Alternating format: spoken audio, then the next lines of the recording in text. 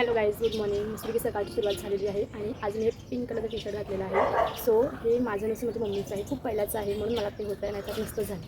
आज मी नाश्ता स्किप केला कारण की जेवण लवकर झालं होतं. जेवणामध्ये होते बोंबील, पण मी बटाटाच खालते. नंतर दुपारी मस्तपैकी रिओ पिला. संध्याकाळच्या टाईमला दिवाबत्ती वगैरे करून घेतली. तर संध्याकाळचा टाईम झालेला आहे आणि मी माझं ड्रॉवर साफ करते. तर मला इकडे दिसलं की माझ्याकडे खूप सगळे चेन्स आहेत त्या पॉकेटमध्ये अशा ठेवलेल्या. हे एक पॉकेट आहे, अजून दाखवते हे सेकंड आहे. पण जेव्हा पाहिजे असते तेव्हा आता काही भेटत नाही आणि ही तर एकदम नवीनच आहे, बघू शकता नजरवाली. मला घालायची जरा जास्तच गरज आहे ही वाली चेन. आणि सोबतच हे पायातलं अँकलेट असते ते आहे, हे माझ्या फ्रेंडने मला गिफ्ट केलेलं, पण ते पण मी एकदा पण नाही घातलं. जेव्हा पाहिजे असते तेव्हा काय भेटत नाही आणि असं नुसतं आपण बघायला जाऊ तर खूप सगळं काय भेटते.